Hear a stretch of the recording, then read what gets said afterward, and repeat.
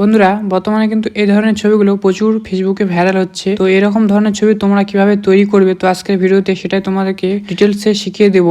তো এরকম ছবি তৈরি করার জন্য তোমাদেরকে প্রথমে ক্রোম ব্রাউজার ওপেন করতে হবে। এরপর এখানে সার্চ করবে গুগল জিমিনি। তারপরে যে প্রথম ওয়েবসাইটটা আসবে সেখানে ক্লিক করবে। এরপর ক্রিয়েট ইমেজ বলে একটা অপশান রয়েছে, এখানে ক্লিক করতে হবে। তারপর প্লাস আইকনে ক্লিক করতে হবে।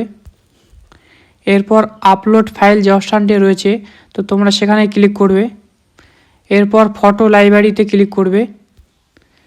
তারপর তোমাদের গ্যালারি ওপেন হবে। তো এখান থেকে যে ফটোটা তোমরা তৈরি করবে সেই ফটোটা এখান থেকে সিলেক্ট করতে হবে।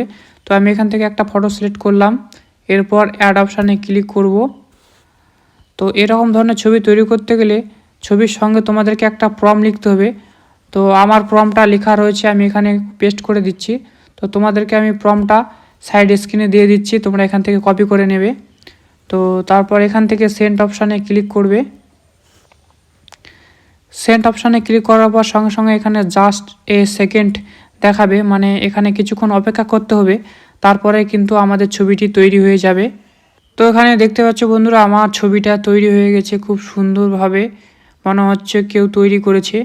তো এইরকমভাবে কিন্তু তোমরা ছবিটা তৈরি করতে পারবে। তো এই ছবিটা এবার ডাউনলোড করার জন্য তোমাদেরকে ছবির উপরে দেখতে পাবে কোণার মধ্যে এখানে ডাউনলোড অপশান রয়েছে। তো এখান থেকে তোমরা ডাউনলোড করে নিতে পারবে। তো ভিডিওটা তোমাদেরকে কেমন লাগলো তো কমেন্ট করে জানাও। আর চ্যানেল নতুন থাকলে চ্যানেলটা অবশ্যই সাবস্ক্রাইব করে দিও।